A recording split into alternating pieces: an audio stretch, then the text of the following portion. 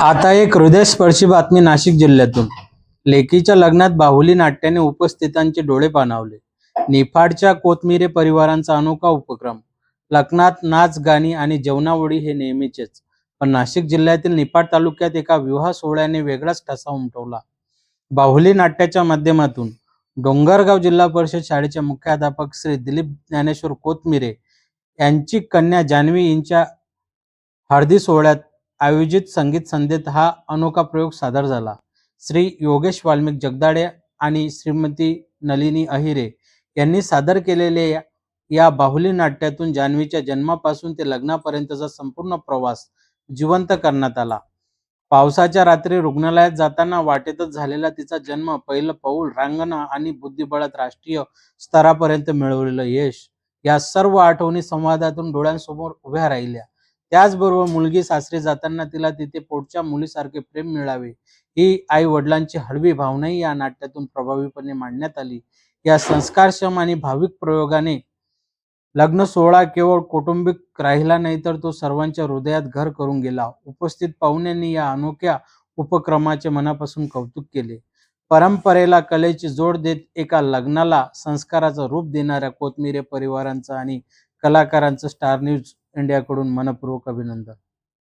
पोहोचण्याच्या आधीच त्या मातीच्या वाटेवर आपल्या ताईचा जन्म झाला.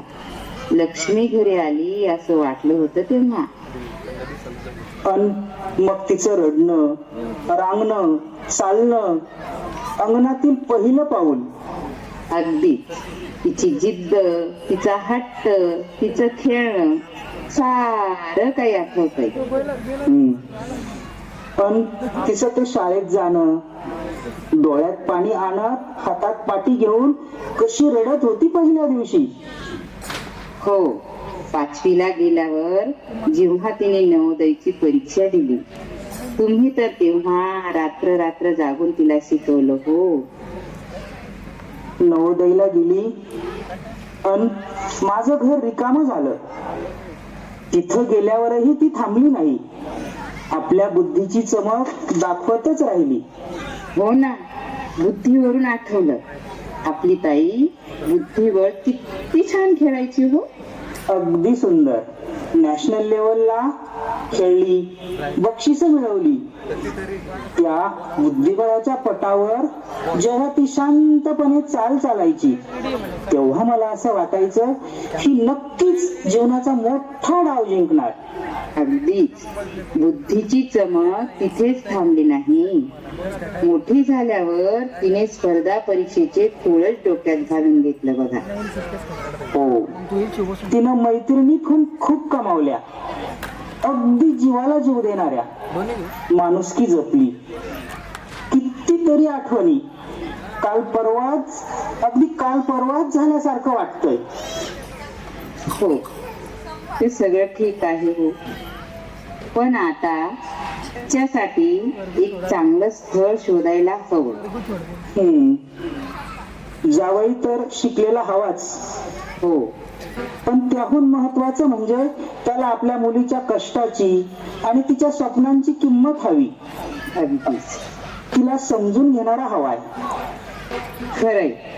आणि सासरचं घर कसं हवंय बरं तुम्हाला?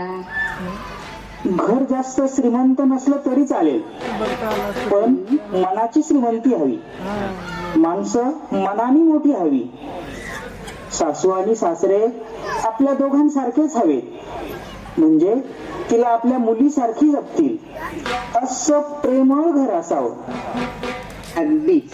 आणि हो, नणंदबाई, आपल्या ताईच्या नणंदबाई मैत्रिणीसारख्या असाव्या, म्हणजे आपल्या ताईला माहेरची आठवणच येणार नाही बघा. हो, पण यापेक्षाही सर्वात महत्वाचे म्हणजे संस्कार. जसे संस्कार आपण आपल्या ताईला दिले, कष्ट करायचे, मोठ्यांचा मान राखायचा, तसेच संस्कार त्या घरात सुद्धा असावेत. 2 घरं जोडणारा दुवा बनावा आपली पोरगी. हो ना, आपले लेक जिथं जाईल तिथं आपलं नाव काढेल बघा. हो, असंच हवं सर्व काही. हो हो अगदीच. असंच स्थळ तिला बघूया आपण आता. हो हो नक्कीच असं स्थळ बघूया. हो.